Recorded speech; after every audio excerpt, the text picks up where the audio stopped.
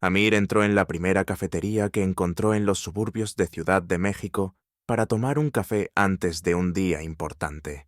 Había llegado solo por la noche, así que, apenas se despertó, decidió explorar la ciudad desconocida a la luz del día.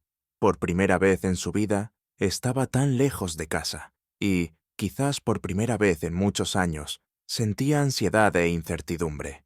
Todo aquí era extraño y desconocido.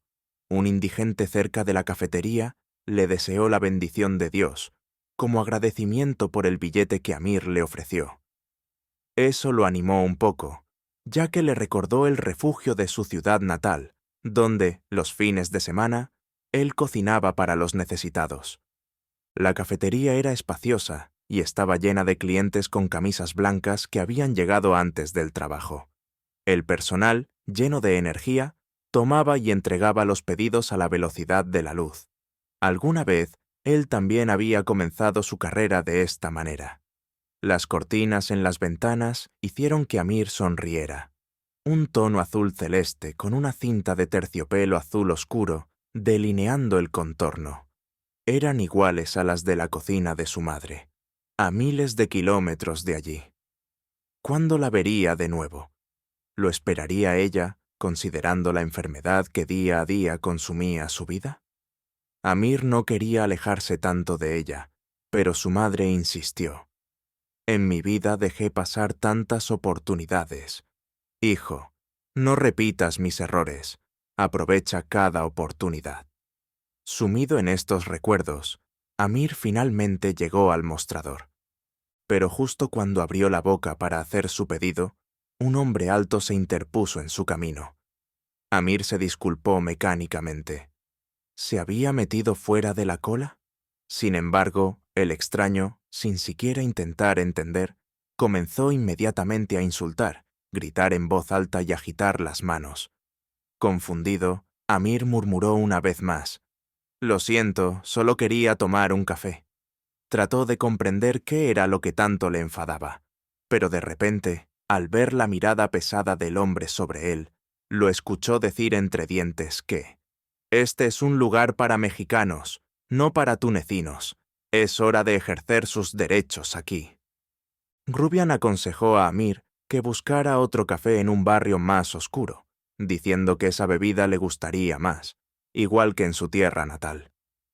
Najaba se rió con desdén de todo el café y añadió en voz alta para que todos los visitantes pudieran escuchar que los extranjeros como Amir se llevan el trabajo de la gente local, su dinero, y algunos de los visitantes generalmente viven de la ayuda que pagan los mexicanos de sus propios bolsillos. Todos en el café guardaron silencio, sintiendo la tensión en el aire. Nadie se atrevió a intervenir. Amir tampoco quería avivar aún más el conflicto, así que, como excusa, solo dijo que vive en México legalmente. Como todos, paga impuestos y gana dinero con un trabajo honesto. Al oír estas palabras, el hombre arrebató de repente varios billetes de la mano de Amir y se los arrojó desdeñosamente a la cara. Luego, en un ataque de ira, le empujó con tanta fuerza el hombro que Amir perdió el equilibrio y cayó al suelo. Al día siguiente tuvo lugar un evento importante en el prestigioso restaurante Nubo de Ciudad de México. La presentación del nuevo chef. Todos los empleados se reunieron en la cocina, esperando la aparición de alguien que mejoraría el trabajo de la institución gracias a sus habilidades y logros. El elegido fue Amir Ben Salimán, originario de Túnez. Tenía una impecable reputación. Se había graduado en el Instituto Culinario Le Cordon Bleu y era propietario de un restaurante con estrella Michelin en París. Mientras avanzaba, el personal guardó silencio por un momento mientras escuchaba su discurso. Amir felicitó a todos y admitió que estaba muy feliz de unirse al equipo y que trabajar en la Ciudad de México suponía un verdadero desafío, incluso a nivel personal, porque es difícil competir por el primer puesto con chefs mexicanos conocidos en todo el mundo. Pidió a sus compañeros que lo llamaran simplemente Chef Amir, para no confundirlo con su apellido tunecino, y prometió que las raíces africanas aportarían una nota adicional de diversidad al equipo, ya que incluiría varios platos africanos en el menú del restaurante. Al concluir el discurso, Amir miró a la audiencia para recordar caras nuevas, y de repente notó a un hombre familiar escondido detrás de las espaldas de otros empleados. Le resultó difícil olvidar esa cara. Era el mismo rufián que se había encontrado el día anterior en la cafetería, el que lo empujó. Sin embargo, ahora Amir no vio ira o irritación en el rostro del luchador, sino confusión y conmoción. Pasaron varias horas antes de que José decidiera entrar en la oficina del nuevo jefe para disculparse por su comportamiento en el café. No solo para saludar en persona, sino sobre todo para disculparme por mi comportamiento en el café. Después de todo, esta disputa podría costarle el trabajo. José se presentó y dijo que trabajaba de sous-chef en Nubo. Inmediatamente recordó a regañadientes las malas palabras que había dicho ayer en la cafetería y comenzó a poner excusas, diciendo que todo había sido solo un desafortunado malentendido. José simplemente estaba pasando un mal día. Si tan solo hubiera sabido que Amir era su nuevo jefe, esto definitivamente no habría sucedido. Sin embargo, todavía se notaba cierta falta de sinceridad en su voz, como si estas palabras fueran pronunciadas por obligación y no por remordimiento. Amir lo notó. Aún así, decidió que por trabajo valía la pena darle una oportunidad a la reconciliación. Decidió empezar desde cero y le ofreció a José levantar una copa de vino tinto para conocerse y colaborar en el futuro. Pero José ni siquiera tomó el vaso, al menos por cortesía. Solo asintió brevemente y murmuró algo sobre algún asunto urgente antes de salir silenciosamente de la oficina. Amir se quedó solo y desconcertado por tal distanciamiento. No podía quitarse la sensación de que el desprecio de José no era algo accidental. Amir entendió que el disgusto se debía a su origen, y esta disculpa es solo una formalidad de un colega que teme perder su trabajo. Unas horas después de aquella tensa reunión con Amir, José todavía se sentía enojado por la presencia del nuevo jefe. No podía librarse de su irritación interior al pensar que un africano estaría a cargo de la cocina. ¿No se ganó este lugar gracias a su concienzudo trabajo? ¿Un tunecino conoce mejor la cocina mexicana que un local que sabe preparar guacamole con los ojos vendados? Al recordar que pronto tendría lugar la presentación del nuevo menú, que Amir estaba preparando con especial ilusión, José comprendió que aquella era su oportunidad. Este evento debe usarse para humillar al jefe y mostrar su falta de profesionalismo. En un instante, un plan astuto pasó por la cabeza de José. Recordó cómo por la mañana, al pasar por el restaurante, notó un pájaro muerto en la acera. Esta sucia bola de plumas parecía la herramienta perfecta para la venganza. El hedor a podredumbre llenará toda la sala donde se realizará la degustación, y lo más importante, arruinará el apetito de todos. Sonriendo ante su propia astucia, José caminó hacia la acera, rápidamente escondió el pájaro muerto en una bolsa de plástico y se dirigió al restaurante. Esperó una oportunidad cuando todos estaban ocupados con los preparativos y se coló en la sala de presentación para llevar a cabo su tortuoso plan. José escondió el pájaro muerto en la ventilación de la habitación. Sonreía satisfecho al imaginar cómo Amir se avergonzaría. Ya había platos deliciosos sobre la mesa, pero el apetitoso olor se veía obstaculizado por el terrible hedor que ya se había extendido por toda la habitación. Por lo tanto, tan pronto como los colegas y propietarios de Nubo entraron en la habitación, oyeron de inmediato un fuerte hedor. Amir, sin entender lo que estaba pasando, intentó mantener la calma antes de la presentación. Pero la gente ya empezaba a coger servilletas y a taparse la nariz. Sus rostros se contrajeron con disgusto y algunos incluso comenzaron a sentir náuseas. En ese momento, José sugirió, con satisfacción apenas disimulada, que tal vez los aperitivos se habían estropeado y ya no valía la pena probarlos. Pero Amir rápidamente encontró la solución. Se disculpó y se ofreció a trasladar la degustación a la terraza, lejos del hedor y al aire libre. En el balcón, el nuevo chef presentó cada plato. Todos quedaron encantados con los aperitivos, que desprendían un exquisito aroma y presentaban una combinación inesperada. Los colegas quedaron tan impresionados por su talento que aprobaron inmediatamente el nuevo menú y esperaron ansiosamente la oportunidad de preparar ellos mismos este manjar. Amir exhaló con alegría después de escuchar los elogios, y José no compartió la admiración general. Se quedó quieto, observando cómo su astuto plan fracasaba. Por la noche, efectivos de servicios especiales acudieron al restaurante para limpiar el local del desagradable olor. En la ventilación se encontró un pájaro muerto. Supusieron que el animal había llegado allí por accidente. Sin embargo, José notó que Amir lo miraba fijamente. Entendió que el jefe ya había adivinado quién estaba exactamente detrás del intento de interrumpir su presentación. Por tanto, no parecía mala idea actuar con antelación. José llamó a la oficina y, cuando el jefe dio permiso para entrar, puso inmediatamente una declaración sobre la mesa.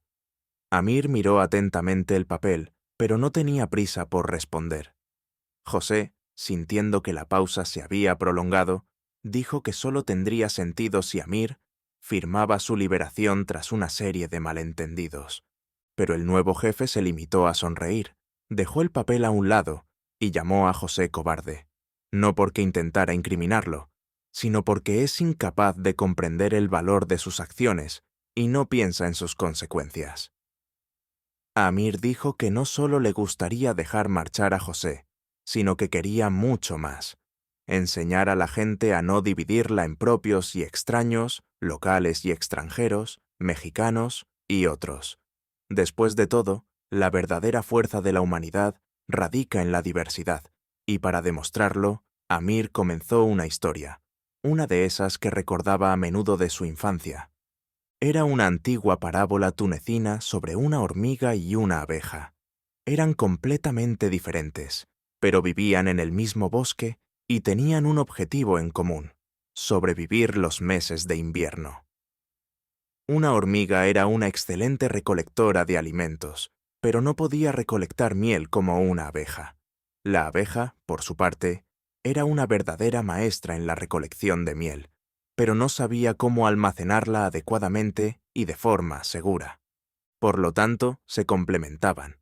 La abeja recogía miel y la hormiga la guardaba atentamente. Así, trabajando juntos y uniendo fuerzas, crearon el stock perfecto. Con esto, Amir quería demostrarle a José una verdad simple. La fuerza no está en ser el mismo, sino en aprovechar tus capacidades únicas y trabajar juntos. El diferente color de piel no convierte a las personas en enemigas, sino que la diversidad las hace más fuertes y su trabajo en conjunto es aún mejor.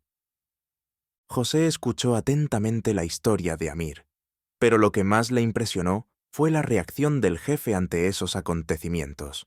A pesar de la mezquindad de José, Amir no intentó humillarlo ni vengarse. No lo veía como un enemigo, sino como una persona que simplemente estaba confundida por sus prejuicios y que tenía posibilidades de redención. Este hombre es un ejemplo de dignidad y humanidad, un verdadero modelo a seguir, pensó José. Mientras tanto, Amir puso 2 copas de vino tinto sobre la mesa y dijo que cree que todas las personas son capaces de cambiar si encuentran el coraje de abrir su corazón y su mente a algo nuevo. Levantó su copa e invitó a José a hacer lo mismo. José levantó su copa emocionado. Entendió que aquel gesto de Amir era una especie de perdón. Los vasos tintinearon y los hombres se felicitaron por haber probado la cosecha de este año. La verdad está en el vino, susurró Amir en voz baja, y José vio que su solicitud de despido había sido rechazada. Marta, una auxiliar de vuelo en Aerolíneas Globales, llama a la policía tras recibir una señal de ayuda de una mujer que le cambia el viaje a toda la gente a bordo. Lo que la mujer hizo te sorprenderá tanto como a Marta. Era un día más en la rutina de Marta. Como auxiliar de vuelo en aerolíneas globales, había recorrido los cielos de la mayoría de los países del mundo por casi 8 años. Aunque el glamour que imaginó en su juventud se había diluido con las largas horas, el cansancio y las millas acumuladas, seguía amando su trabajo. Había algo especial en los rostros de los pasajeros, en las historias que pasaban fugazmente por los pasillos del avión y en las conexiones humanas que surgían en los momentos menos esperados. Esa madrugada, el vuelo 815 de la Ciudad de México a Buenos Aires estaba lleno. Era un trayecto largo, de alrededor de 9 horas, que cruzaba la mitad de México por el sur, luego un poco de Centroamérica y del Océano Atlántico, hasta entrar a Sudamérica por Colombia y cruzar el subcontinente de costa a costa. Marta lo conocía bien. Los pasajeros llegaban ansiosos, se acomodaban como podían y se resignaban a la monotonía del trayecto. Sin embargo, esa jornada prometía ser distinta desde el primer momento. Marta se preparaba para empezar lo que creía que iba a ser otro vuelo más, igual a muchos otros en los que ella había trabajado. La madrugada era fría, y cada pasajero que abordaba mostraba satisfacción por salir del frío y entrar al clima más agradable de la aeronave. Entre los pasajeros de clase turista, en la fila 23, había una pareja que llamó su atención. No era que fueran particularmente ruidosos ni exigentes. Al contrario, el hombre, de complexión robusta, tenía un aire autoritario que impregnaba el espacio a su alrededor, mientras que la mujer, delgada y de mirada esquiva, parecía empequeñecerse junto a él. Marta no pudo evitar fijarse en ellos desde el momento en que abordaron el avión.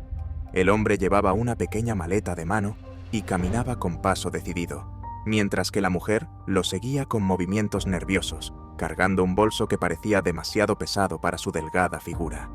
Era una mujer hermosa, que seguramente tenía una sonrisa que iluminaba cualquier lugar al que entrara. Pero al abordar ese avión, sonreír era lo que menos estaba haciendo esa mujer, ya que su rostro solo reflejaba temor e inseguridad. Marta los saludó con una sonrisa, como hacía con todos los pasajeros. El hombre le devolvió una mirada fría, casi desafiante, mientras la mujer apenas hizo un gesto de asentimiento sin levantar la cabeza, y no dijo nada. Miraba el suelo, y sus manos temblaban levemente mientras caminaba. Marta intentó ignorar sus primeras impresiones, recordándose que cada pasajero es un mundo y que no le correspondía juzgar. Sin embargo, mientras los veía caminar por el pasillo hacia sus asientos, las señales que percibía se hacían cada vez más evidentes. La esposa mantenía el rostro casi escondido tras su cabello, y Marta notó que sus manos tenían pequeñas marcas rojas, como si hubiera estado rascando su piel por ansiedad. Marta intentó no darles demasiada importancia. Las primeras impresiones podían ser engañosas, y a menudo los pasajeros proyectaban tensiones que no tenían nada que ver con lo que ocurría en el avión. Pero algo en la dinámica de la pareja despertó una alarma sutil en su interior. En el momento que llegaron a sus asientos, el hombre colocó su maleta de mano en el compartimento superior y esperó a que la mujer guardara su enorme bolso en el mismo compartimento, pero sin ayuda de su marido. Luego de que lo hizo con mucho esfuerzo, se sentó en el asiento del medio, entre el asiento de la ventanilla y el del pasillo. Enseguida, el hombre tomó asiento junto al pasillo y estiró sus pies cómodamente hacia el pasillo. El avión despegó sin contratiempos y Marta se enfocó en sus tareas habituales. Sin embargo, la inquietud volvió a asaltarla durante el primer servicio de bebidas. Cuando llegó a la fila 23 con el carrito, preguntó con su habitual sonrisa: «¿Qué les puedo ofrecer?». El hombre levantó la vista, sin molestarse en devolverle la cortesía, y respondió: «Café». Luego, giró hacia la mujer antes de añadir con tono seco: «Nada para ella». Marta, acostumbrada a pasajeros difíciles, asintió y sirvió la bebida. Sin embargo, al mirar a la mujer, notó que en su mirada había algo más que cansancio. Era miedo, un miedo profundo y arraigado que ella había visto antes, en noticias o documentales, pero nunca tan intenso como se veía en persona. Marta se retiró, pero no podía sacarse de la cabeza la mirada de la mujer. Era una mezcla de miedo y resignación que, aunque trataba de ocultar, era evidente para quien la observaba con atención. Durante los minutos siguientes, Marta trató de concentrarse en otros pasajeros, pero su mirada volvía una y otra vez hacia aquella mujer junto a la ventanilla. Desde la parte delantera del avión, Marta podía ver al hombre hablando en voz baja con su esposa, casi como si estuviera dándole órdenes, y ella solo asentía sin decir nada. Marta se obligó a mantenerse profesional y esperar, pero algo en su interior insistía en que no podía hacerse de la vista gorda. ¿Y si lo que sospechaba era real? Había escuchado historias de personas que pedían ayuda en silencio, esperando que alguien notara las señales, que alguien estuviera dispuesto a ver más allá de las apariencias. Y aunque intentaba convencerse de que podía ser solo su imaginación, cada gesto de aquella pareja confirmaba sus sospechas. Más tarde, mientras pasaba por el pasillo para recoger vasos vacíos, vio algo que solo echó más leña al fuego de sus sospechas. La mujer estaba escribiendo en una servilleta una palabra: ayud, pero aunque lo escribía con movimientos rápidos y nerviosos, como si temiera ser descubierta, el hombre se dio cuenta que Marta veía a su mujer y se dio vuelta la cabeza para verla, a lo que ella rápidamente arrugó la servilleta y la escondió en su bolsillo. El hombre no parecía haberse dado cuenta, pero Marta sintió como su corazón latía con fuerza. La mujer la miró de reojo, insegura. Marta notó que tenía el labio inferior ligeramente hinchado, como si se lo hubiera mordido o golpeado recientemente. Detrás de los lentes de sol que la mujer mantenía puestos, asomaba un moretón morado, oscuro, casi negro. Finalmente, después de mucho pensarlo, la mujer le preguntó a su marido: ¿Me dejas pasar? Necesito ir al baño. El hombre puso cara de hartazgo, pero se levantó para que ella pudiera salir al pasillo. Apenas la mujer se dirigió al baño, notó que el marido la seguía. «Es que quiero ir sola». «De ninguna manera vas a ir al baño sola», le dijo al oído, tomándola fuerte del brazo. «¿Vas a ir conmigo ahora o vas conmigo cuando lleguemos a Buenos Aires?» Marta, que atestiguó toda la escena, intentó no mostrar su frustración. Cada segundo que pasaba, se hacía más evidente que algo grave sucedía allí, y no podía permitirse ignorarlo.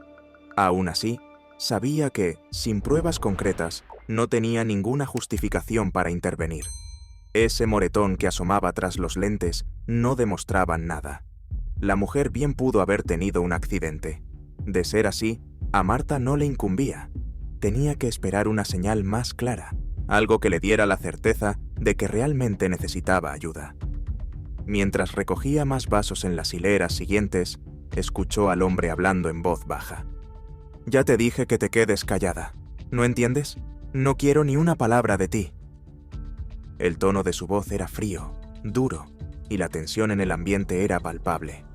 Marta sintió cómo la ansiedad crecía en su pecho. No era la primera vez que trataba con un pasajero problemático, pero esto era diferente.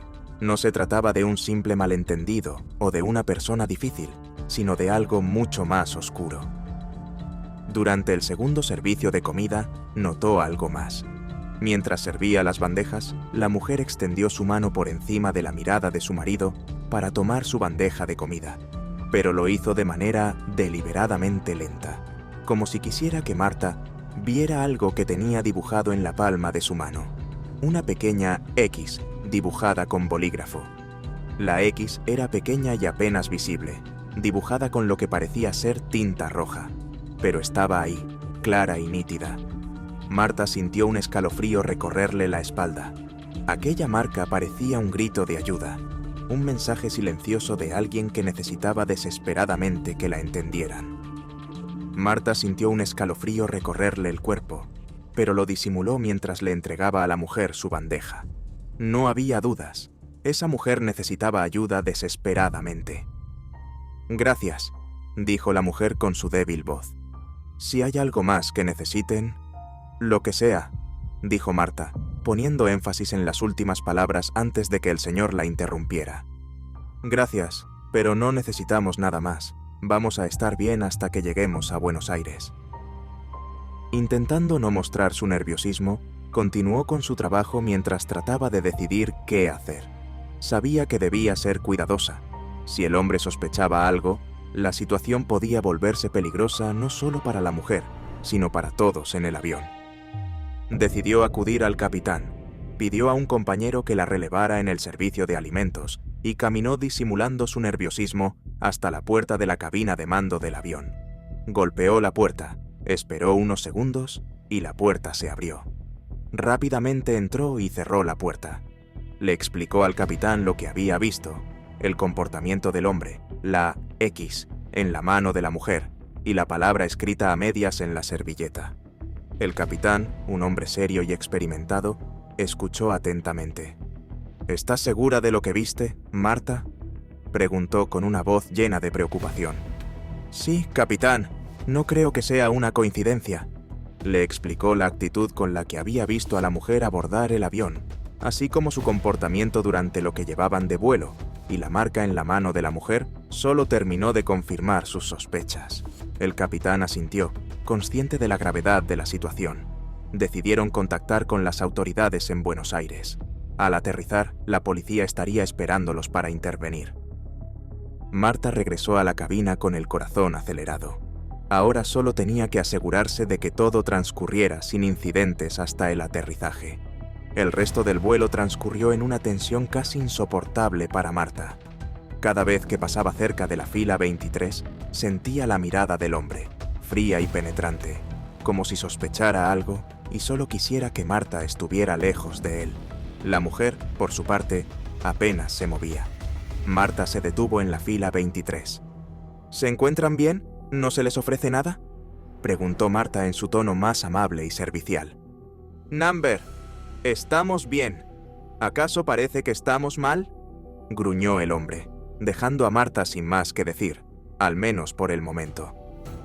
La mujer apenas asintió, pero Marta vio cómo sus ojos se llenaban de lágrimas.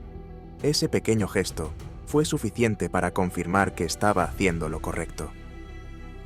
Cuando el avión finalmente comenzó su descenso, el capitán anunció que habría una breve espera en la pista debido a procedimientos de seguridad.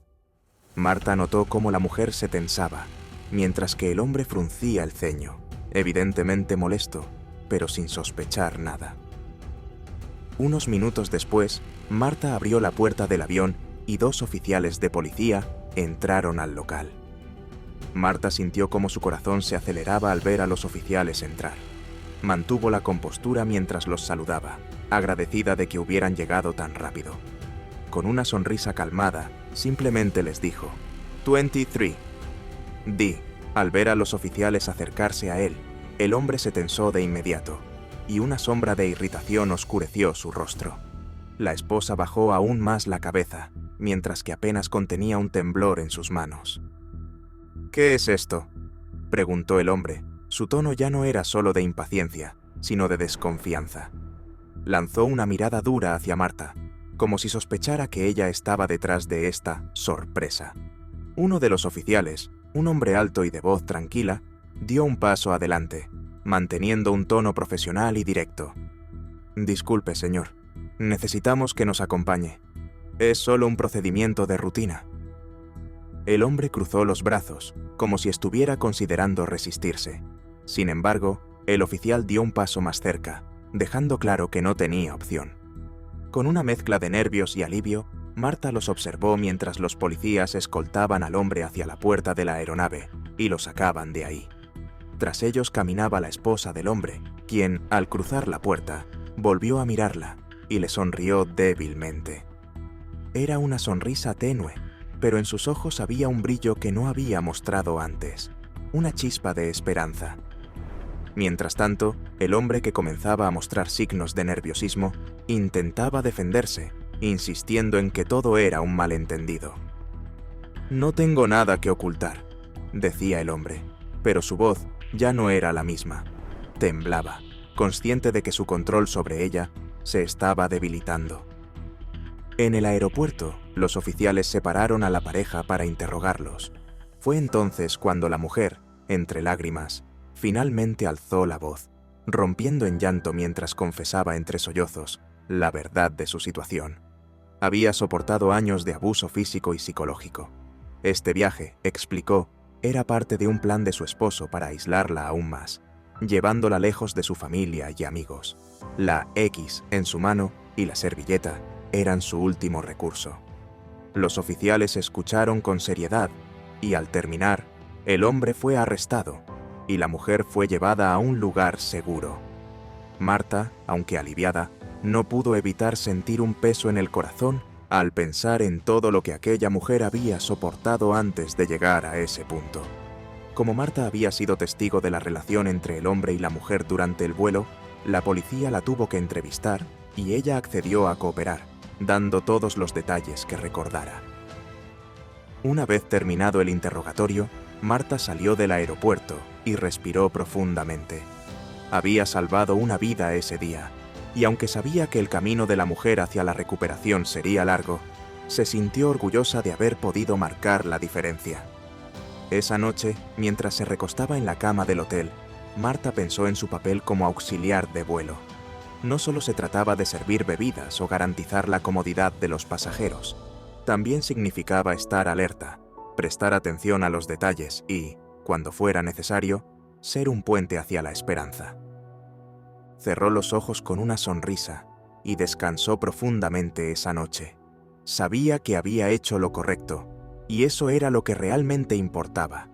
Si conoces a alguien o eres víctima de cualquier tipo de violencia, una X roja en la palma de tu mano puede ser una señal de auxilio que podría salvarte a ti o a alguien más. Nadie tiene por qué vivir en silencio ni con miedo. La valentía y la búsqueda de justicia son derechos de todos. Si esta historia te ha tocado el corazón, seguramente encontrarás inspiración en la próxima. No olvides suscribirte, darle un me gusta y hacer clic en la campanita para recibir notificaciones cada vez que publiquemos una historia nueva, para que no te pierdas las próximas historias que tenemos para ti. Hasta la próxima.